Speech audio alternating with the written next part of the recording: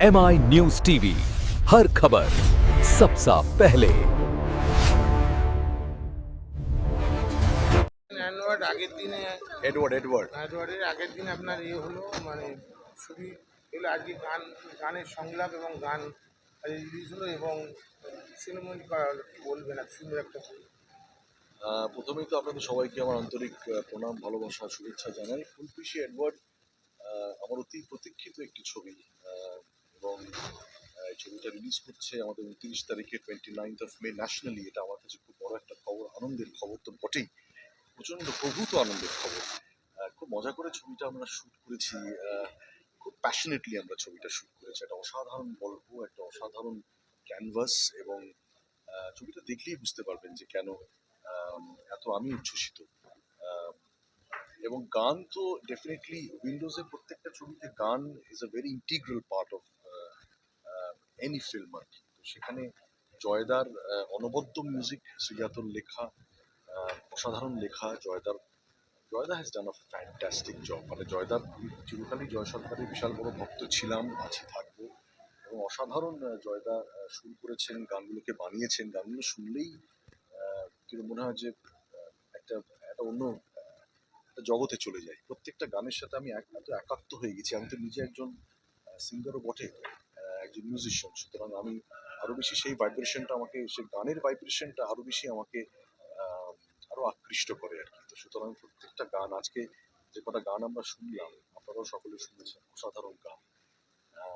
এবং আমার মনে হয় যে বাংলা ছবি, বিশেষত উইন্ডোজের ছবির যেরকম অনেকগুলো প্লাস পয়েন্ট থাকে, তার মধ্যে একটি অন্যতম প্লাস পয়েন্ট হচ্ছে ছবির গান।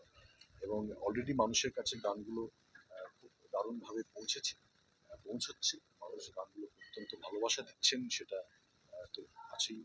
বিশেষভাবে অবশ্যই। পাওয়া 25 বছরের হ্যাঁ, 25 বছরের মানে যেহেতু উইন্ডোজের 25 বছর কমপ্লিশন, আমারও 25 বছর আমার ফিল্ম ক্যারিয়ারের, আমার অভিনয় জীবনের বলা যেতে পারে।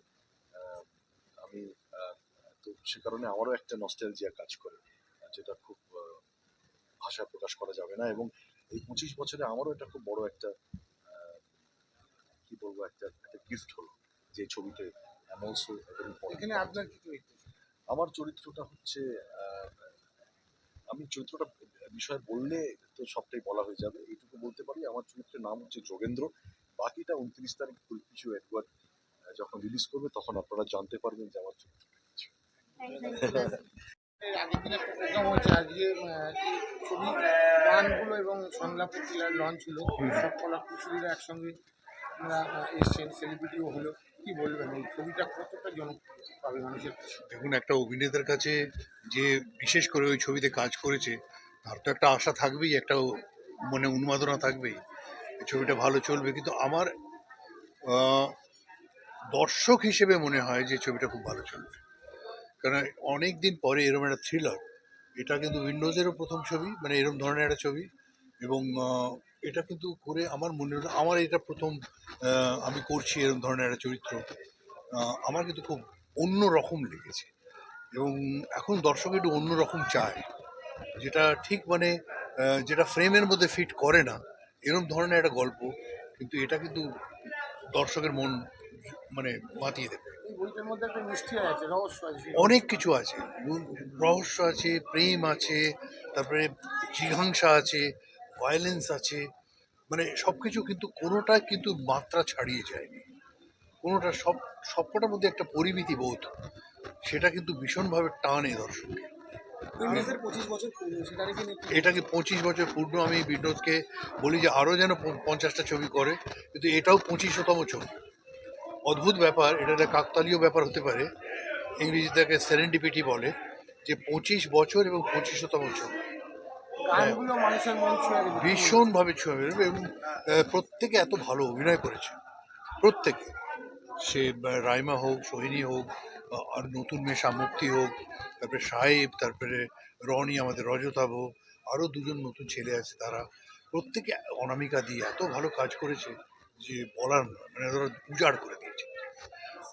দাদা আপনার চরিত্রটা কি ছিল এখানে? আমার চরিত্র, আমি রাজা, আমি যা বলি তাই হয়। এই হচ্ছে চরিত্র, বাকিটা দেখি। ধন্যবাদ। কম্পিটিশন অ্যান্ড্রয়েডের সেকেন্ড পার্ট আজকে হলো, এখানে গানগুলো রিলিজ হবে এবং সেলিব্রেশন করা হলো, কি বলবেন এত সুন্দর? আমি খুবই খুশি যে এত সুন্দরভাবে মিউজিক লঞ্চটা হলো। গানগুলো এই ছবির তে অসাধারণ, আর আপনারা শুনেছেন।